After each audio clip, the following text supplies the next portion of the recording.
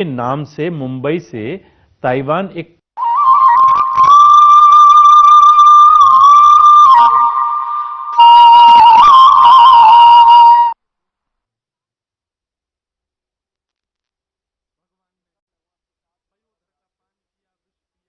हैं भाजपा के राष्ट्रीय महामंत्री संगठन बीएल संतोष राज्य में निकाय चुनाव तैयारियों की समीक्षा करेंगे और बीएल संतोष देहरादून के बलवीर रोड स्थित प्रदेश कार्यालय में पार्टी पदाधिकारियों के साथ कई दौर की बैठक करने के बाद देर शाम पार्टी की टोली बैठक में भी शिरकत करेंगे। इस दौरान निकाय चुनावों की रणनीति को अंतिम रूप दिया जाएगा। वहीं भाजपा के प्रदेश महामंत्री आदित्य कोठारी ने बताया कि राज्य में निकाय चुनावों की तैयारियों के सिलसिले में राष्ट्रीय महामंत्री संगठन बीएल संतोष उत्तराखंड पहुंच रहे हैं। उन्होंने बताया कि पार्टी जल्द ही निकायों में पर्यवेक्षकों को तैनात करने वाली है और जो संगठन को विस्तृत रिपोर्ट प्रस्तुत करेगी।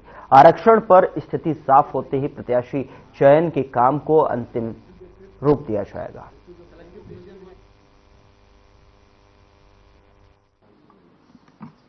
भारतीय जनता पार्टी के राष्ट्रीय महामंत्री संगठन आदरणीय बीएल संतोष जी का दौरा 6 दिसंबर को देहरादून में प्रस्तावित है और दोपहर में बीएल संतोष जी देहरादून पहुंच करके 2-3 बैठकें अभी संगठन की प्रस्तावित हैं, जिसमें पार्टी के सभी जिला प्रभारी, सह प्रभारी और नगर निकाय के लिए जो नगर निगमों के प्रभारी पार्टी के द्वारा बनाए गए हैं, ऐसे वरिष्ठ नेताओं के साथ में उनकी पहली बैठक होगी और इसके बाद अलग अलग स्तर के वरिष्ठ पदाधिकारियों के साथ में संतोष जी बैठक करेंगे। और इसी के साथ ही हमारे प्रदेश के प्रभारी आदरणीय दुष्यंत गौतम जी, सह प्रभारी आदरणीय रेखा वर्मा जी भी कल देहरादून में पार्टी की बैठकों में उपस्थित रहेंगी। और आदरणीय संतोष जी का ये दौरा नियमित दौरा है, समय समय पर वो प्रदेशों का भ्रमण करते हैं और यहाँ वरिष्ठ पदाधिकारियों के साथ में जो टीम काम कर रही है, टोली काम कर रही है, उनके साथ में कई विषयों पर परामर्श करके और अपना मार्गदर्शन भी करते हैं, यहाँ की फीडबैक भी लेते हैं।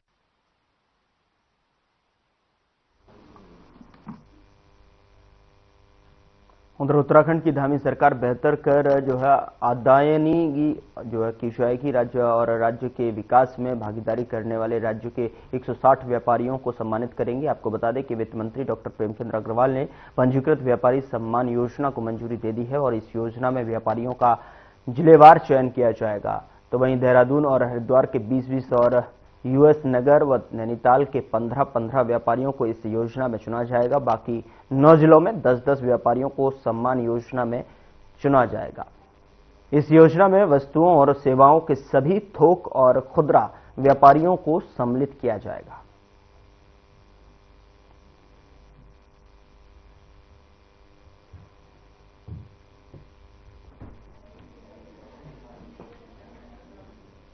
तो 160 व्यापारियों को सम्मान मिलेगा। वित्त मंत्री डॉक्टर प्रेमचंद ने जो है मंजूरी दे दी है। बीजेपी राष्ट्रीय महामंत्री उत्तराखंड पहुंचे और ऐसे में जो है वित्त मंत्री डॉक्टर प्रेमचंद ने मंजूरी दे दी है। 160 व्यापारियों को सम्मानित किया जाएगा। तो व्यापारियों का जिलेवार चयन होगा, जिसको लेकर वित्त मंत्री ने मंजूरी दे दी है। व्यापारियों का जिलेवार चयन करने के साथ 160 व्यापारियों को सम्मान मिलेगा।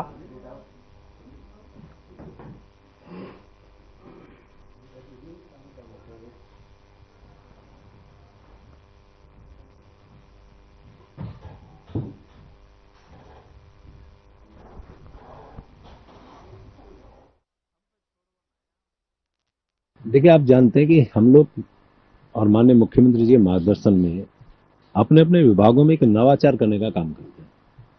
पिछले दिनों जब जीएसटी कंपनसेशन की बारी आई थी कि हमारा जीएसटी कंपनसेशन खत्म हुआ था, तो हमारे सामने चुनौती थी कि हम अपना जीएसटी कैसे बढ़ाएं। और आज मुझे खुशी है इस बात की कि हम उससे ऊपर उठे। बिल लाओ इनाम पाओ लोकप्रिय हमारी स्कीम रही। इसी प्रकार से जो विभाग है, विभाग के लोगों को मेरे द्वारा बार बार कहा गया कि जो ईमानदार व्यापारी है, जो हमारा करदाता है, जो हमें कर दे रहा है, आखिर उसका भी सम्मान होना चाहिए। और उसके लिए भी हम लोग कोशिश कर रहे हैं कि पूरे प्रदेश भर के उन व्यापारियों को हम सम्मानित करें जिससे प्रेरणा लेके अन्य व्यापारी भी फिर उस प्रकार का ईमानदारी से जीएसटी में हमें सहयोग प्रदान करेंगे।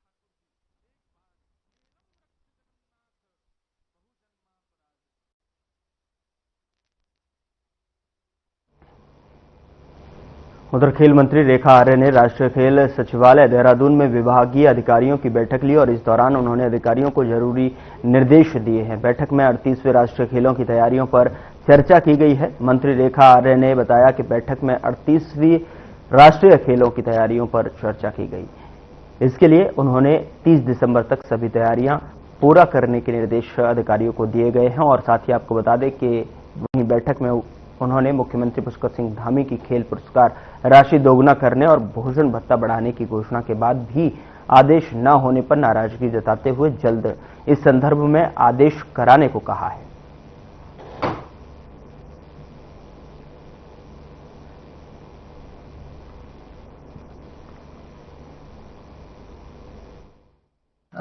थर्टी नेशनल गेम को लेकर उत्तराखंड सरकार, खेल विभाग लगातार पूरी गंभीरता के साथ, पूरी प्रतिबद्धता के साथ में इसकी तैयारियों में जुटा है। निश्चित रूप से जिस प्रकार से आयोग की तरफ से एक प्रेस विज्ञप्ति आई है और आयोग की तरफ से जितने मैंडेटरी गेम्स है वो डिक्लेयर किए गए हैं, जितने डेमोस्ट्रेटिव गेम हैं वो डिक्लेयर किए गए हैं और निश्चित रूप से इन गेम्स पर विभाग के जो चिन्हित स्थान हैं उनकी तैयारियों के परिप्रेक्ष्य में कह लीजिए या संबंधित हम खेल के संदर्भ में जो हमारे खिलाड़ी हैं उनके प्रशिक्षण के संदर्भ में कह लीजिए, विभाग की ओर से लगातार बजटीय व्यवस्था कर लीजिए, सबके लिए हमारी तैयारियां भरपूर चल रही हैं। लगातार जीटीसीसी के द्वारा भी निरीक्षण किया गया है। संबंधित खेल फेडरेशंस के डीओसीज भी खेल मैदानों का निरीक्षण करके गए हैं।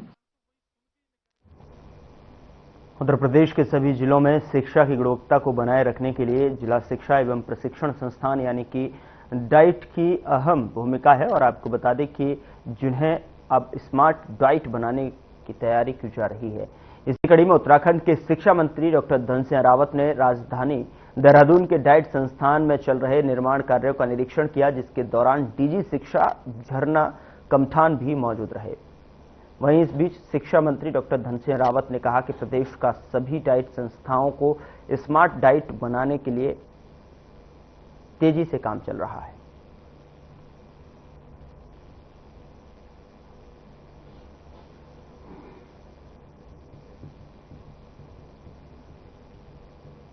हम प्रदेश में जितने भी डाइट हैं हमारे, उनको स्मार्ट डाइट बना रहे हैं सभी जगह। और इस संदर्भ में सभी जगह आजकल बहुत तेज गति से काम भी चल रहे हैं। वहाँ स्मार्ट क्लास भी बनाई जाएंगी क्योंकि सारे टीचर्स ट्रेनिंग ही होती हैं। वहाँ पे हॉस्टल भी बना रहे हैं, वहाँ पे क्लासरूम भी बना रहे हैं, फिर एक लेक्चर रूम भी रहेंगे। तो अलग अलग प्रकार से बनाए जा रहे हैं और लगभग 40 करोड़ रुपए से ज़्यादा हमने सभी डाइट्स को दिए हैं। और आज इसी संदर्भ में मैं यहाँ देखने आया था कि यहाँ भी काम काफ़ी तेज़ी से हुआ है और मुझे लगता है कि 1 महीने में इसका जो है विधिवत हम लोग लोकार्पण भी कर देंगे। फिर द्वितीय चरण के पैसे भी हमने यहाँ जारी कर दिए हैं। तो सरकार की मंशा ये है कि क्वालिटी एजुकेशन पे आप पूरा ध्यान रहेगा सरकार का। जो हमारे नए टीचर आ रहे हैं, क्योंकि इस बार भी आपने देखा होगा कि लगभग अभी तक हम 7,000 टीचरों की नियुक्ति कर चुके हैं।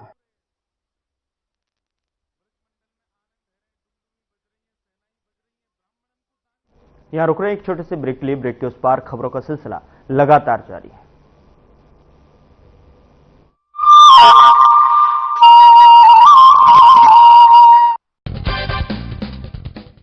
नमस्कार दोस्तों, मणिपुर में जो आगजनी और हिंसा की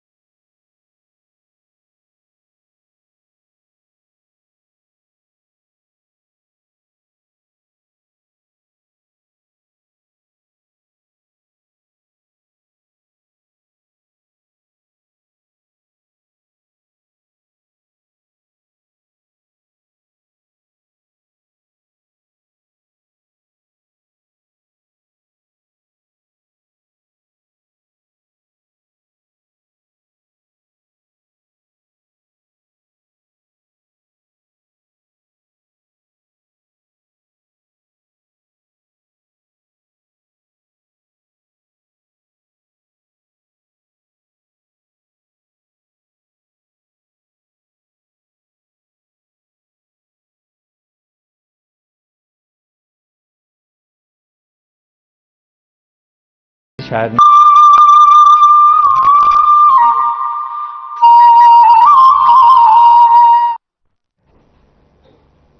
ब्रेक के बाद स्वागत है आपका। खबरों का रुख करते हैं। डोईवाला दुधली मार्ग चौड़ीकरण की मांग स्थानीय ग्रामीण लंबे समय से कर रहे हैं और इस मांग को लेकर कई बार स्थानीय ग्रामीणों ने धरना प्रदर्शन किया, परंतु इस रोड का चौड़ीकरण अभी तक नहीं हो पाया है। वहीं कांग्रेस और बीजेपी के साथ साथ किसान सैनिक एकता मंच के साथ किसान यूनियन के लोगों और जनप्रतिनिधियों ने लोक निर्माण विभाग के अधिकारियों के साथ बैठक की। बैठक में सभी ने रोड चौड़ीकरण की मांग की है और प्रशासन को चेतावनी देते हुए कहा कि सड़क चौड़ीकरण का मामला जल्द हल नहीं हुआ तो उग्र आंदोलन कर सड़क जाम करेंगे।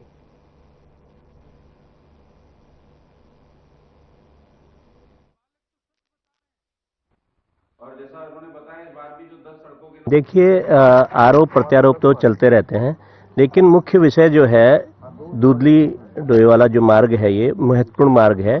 इसके चौड़ीकरण की जो मांग लंबे समय से चली आ रही है और ये माननीय मुख्यमंत्री जी की घोषणा में भी ये सड़क है। कुछ टेक्निकल इश्यूज थे, उनकी वजह से इसमें विलंब हुआ है।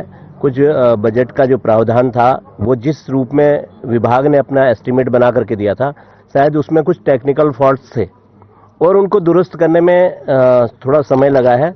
और मैं समझता हूं कि माननीय मुख्यमंत्री जी जो हमारे इस प्रदेश के युवा मुख्यमंत्री हैं, माननीय पुष्कर सिंह धामी जी, उनके नेतृत्व में पूरे प्रदेश का त्वरित गति से विकास भी हो रहा है और ये देहरादून की महत्वपूर्ण सड़क है। निश्चित रूप से ये भी शीघ्र ही बनने जा रही है। जो विभाग के एस्टीमेट संबंधी टेक्निकल इश्यूज थे वो क्लियर कर लिए गए हैं और अतिशीघ्र इस रोड पर कार्य प्रारंभ हो जाए। दूधली क्षेत्र के सभी ग्रामीण जनप्रतिनिधि यहाँ दूधली में बैठक करी हम लोगों ने और जिसमें पीडब्ल्यूडी के पदाधिकारी भी रहे, सरकार की तरफ से प्रतिनिधि भी यहाँ मौजूद रहे। और जो मांग है हमारी काफ़ी समय से, जो ये दूधली मार्ग है देहरादून से डोईवाला को जोड़ता हुआ जो ये मार्ग है, आधे मार्ग तो कुछ समय पहले निर्माण किया गया था, मगर करीब 6 किलोमीटर जो सड़क है वो उसका चौड़ीकरण नहीं किया गया। बहुत बार यहाँ के ग्रामीणों ने आंदोलन किया, सड़क पे जाम किया। कुछ समय पहले भी, करीब 15-20 दिन पहले भी जाम किया गया था, तो सबको आश्वासन दिया गया था कि जल्द ही सड़क का निर्माण किया जाएगा, मगर आज तक कोई निर्माण कार्य शुरू नहीं किया गया है, जिसको लेकर एक बैठक हुई और बैठक में भी जो अधिकारी थे उनके द्वारा यही कहा जा रहा है कि ये योजना स्वीकृत मुख्यमंत्री जी ने की थी और उस पर जल्द ही काम किया जाएगा। तो ये तो सिर्फ आश्वासन है। इस रोड की घोषणा 2014 में हुई थी, उसके बाद ये रोड पूरी नहीं हो पाई और लगभग 6-6.5 किलोमीटर अभी भी ये इसका चौड़ीकरण का काम अभी शेष है। पिछले दिनों जब कई सारे एक्सीडेंट हो गए थे, कई लोगों ने अपनी जान दे दी, तो लोग आक्रोशित थे, प्रदर्शन किया और चक्का जाम हुआ। उस चक्का जाम में तहसीलदार साहब, पीडब्ल्यूडी के अधिकारी मौजूद थे और भारतीय जनता पार्टी के एक बहुत ही वरिष्ठ नेता ने माननीय मुख्यमंत्री से फोन पे उस समय बात करी और ये आश्वासन क्षेत्रवासियों को दिया था कि 15 दिन में हम आपकी रोड का काम शुरू कर देंगे। लेकिन जहां पे आज से 1.5 साल पहले ये छोड़ के गए थे, आज भी ये वहीं है। तो मजबूरन अब ये स्थिति हो रही है कि जब 10 काम माननीय मुख्यमंत्री जी हर विधायक से मांग रहे हैं, क्या कारण है? क्या ये काम दूधली मोथरावाला मार्ग का जो काम जरूरी नहीं है? पूरा प्रदेश इस रोड को इस्तेमाल करता है और विधायक जी को क्या कारण है कि विधायक इस क्षेत्र को बिल्कुल ही अनदेखा कर रहे हैं? ऐसा सर, ये मुख्यमंत्री घोषणा है और ये जो मार्ग है चौड़ीकरण का, इसका एस्टीमेट जो है शासन को प्रेषित किया जा चुका है और जैसे ही स्वीकृत हो जाएगा हम तुरंत इसमें कार्रवाई स्टार्ट कर देंगे। ग्रामीण आंदोलन की बात कर रहे हैं, क्या माना है, कब तक स्वीकृति मिल जाएगी? और कब? अब ऐसा मैं भी जो है उच्च अधिकारी को इसमें आज की मीटिंग के बारे में अवगत करा दूंगा और जो भी समस्याएं हैं उनको अवगत कराते हुए इस पर आगे जो है आगे अपने स्तर से आगे भी कार्रवाई करें शासन, जिससे जल्दी से जल्दी ये स्वीकृत हो जाए। सर, क्या अभी तक उच्च अधिकारी उनके पूरे नॉलेज में है सर? अब ये शासन स्तर का मामला है सर, थोड़ा सा उसमें जो भी टाइम लग रहा है और इस वजह से जो है जैसा उसको और आगे तेजी से कार्रवाई करें जिससे कि वो शासन स्तर पर जा करके स्वीकृत हो। क्यों लग रहा है? फिर भी काफी टाइम हो गया यहाँ पर। इस बारे में तो शासन पे जैसे होगा तभी हो पाएगा।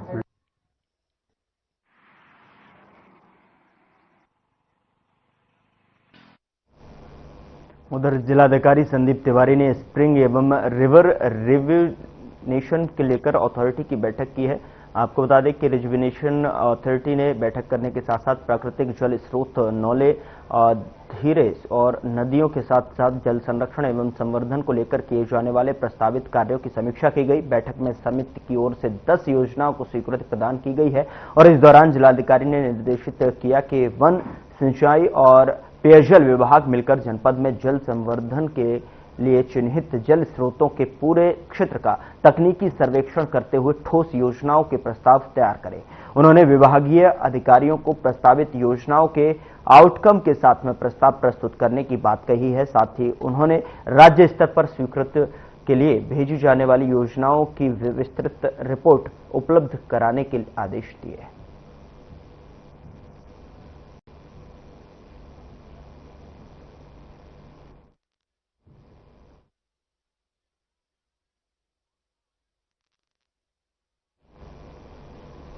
यहां रुक रहे एक छोटे से ब्रेक लिए। ब्रेक के उस पार खबरों का सिलसिला लगातार जारी है।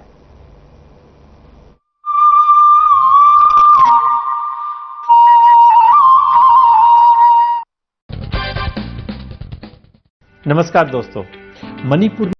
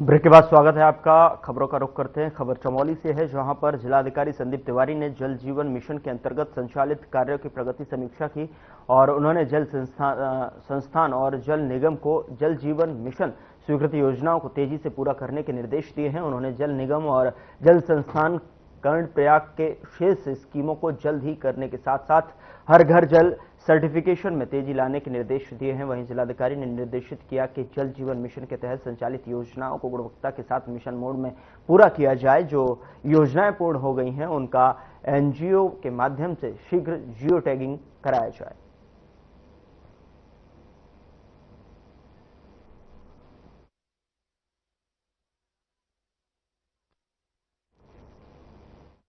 उधर ऋषिकेश में एक के बाद एक 4 चोरी कर पुलिस की नाक में दम करने वाले 3 शातिर चोरों को पुलिस और एसओजी की टीम ने गिरफ्तार कर लिया है। दरअसल आपको बता दें कि आरोपियों के कब्जे से पुलिस ने 2 चाकू, एक 32 बोर का तमंचा और 2 जिंदा कारतूस बरामद किए हैं। आरोपियों का एक साथी अभी फरार बताया जा रहा है, जिसकी तलाश में पुलिस जगह जगह दबिश दे रही है। मुलजिम कई आपराधिक मामलों में पहले भी कई राज्यों से जेल की हवा खा चुके हैं। बता दें कि चोरी और सड़क दुर्घटनाओं के मामले में सख्त दिखाई दे रही एसपी देहात जया बलूनू ने मामले का खुलासा किया है। दरअसल आपको बता दें कि एसपी ने बताया कि आरोपियों के कब्जे से चोरी हुए सोने चांदी के जेवरात, भगवान की मूर्तियां, मोबाइल और नकदी बरामद की गई है। पिछले कुछ दिनों से ऋषिकेश कोतवाली में नकबजनी और चोरी के लगातार घटनाएं हो रही थी, जिसमें 4 मुकदमे दर्ज किए गए थे। और हमारी टीम लगातार ही इनकी गिरफ्तारी के लिए और चोरी के खुलासे के लिए प्रयास कर रही थी। इसमें आज 3 अभियुक्तों को गिरफ्तार किया गया है, जिसमें से सेनी उर्फ सन्नी, संजय और विकास, इन तीनों की गिरफ्तारी की गई है। ये सभी हस्तिनापुर मेरठ के निवासी हैं। इनका आपराधिक इतिहास भी पता चला है। इसमें एक मोहित इनके साथ अपराधी था, जिसे वांछित किया गया है। इन सभी के पास से चोरी का माल बरामद हुआ है। साथ ही साथ 2 अवैध चाकू, 1 अवैध पिस्टल और 2 जिंदा कारतूस भी मिले हैं, जिस संबंध में आर्म्स एक्ट का मुकदमा दर्ज किया गया है।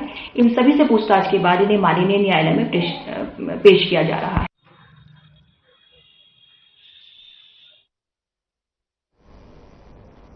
आज 6 दिसंबर को देश भर में महापरिनिर्वाण दिवस मनाया जा रहा है। बता दें कि भारतीय समाज के लिए ये एक महत्वपूर्ण दिन है। इस दिन हम भारतीय संविधान के जनक डॉक्टर भीमराव अंबेडकर की याद में उनके योगदान और जीवन के आदर्शों को श्रद्धांजलि अर्पित करते हैं। उत्तराखंड के मुख्यमंत्री पुष्कर सिंह धामी ने बाबा साहेब डॉक्टर भीमराव अंबेडकर की पुण्यतिथि पर मुख्यमंत्री आवास में उनके चित्र पर श्रद्धा सुमन अर्पित कर श्रद्धांजलि दी। तो वहीं मुख्यमंत्री ने कहा कि भारतीय संविधान के शिल्पकार और महान समाज सुधारक, भारत रत्न से अलंकृत बाबा साहेब डॉक्टर भीमराव अंबेडकर का संपूर्ण जीवन संघर्ष, समानता और सामाजिक न्याय की अद्वितीय मिसाल है। हमें उनके आदर्शों पर चलकर एक समतामूलक समाज के निर्माण का संकल्प लेना होगा।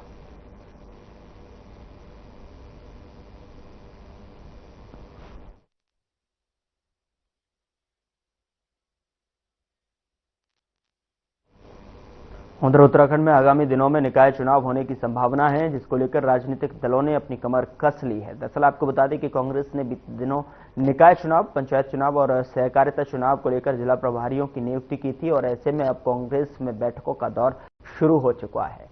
कांग्रेस प्रदेश संगठन उपाध्यक्ष मथुरा दत्त जोशी ने बताया कि कांग्रेस कमेटी ने निकाय चुनाव, पंचायत और सहकारिता चुनाव को लेकर प्रभारियों की नियुक्ति की थी और प्रभारी अब अपने अपने क्षेत्र में जाकर बैठेंगे और बैठकें करेंगे और साथ ही प्रभारी आगामी 1 हफ्ते के अंदर चुनावी संबंधित जो है रिपोर्ट तैयार कर जो है आगे सौंपेंगे।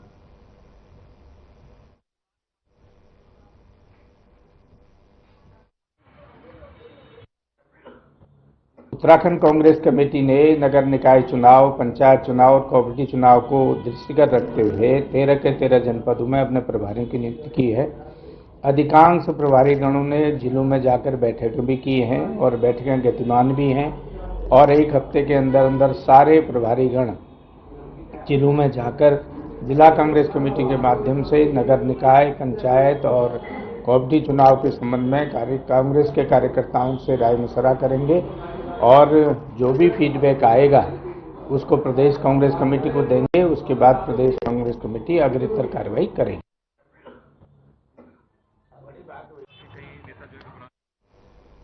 फिलहाल बुलेटिन में इतना ही। नमस्कार।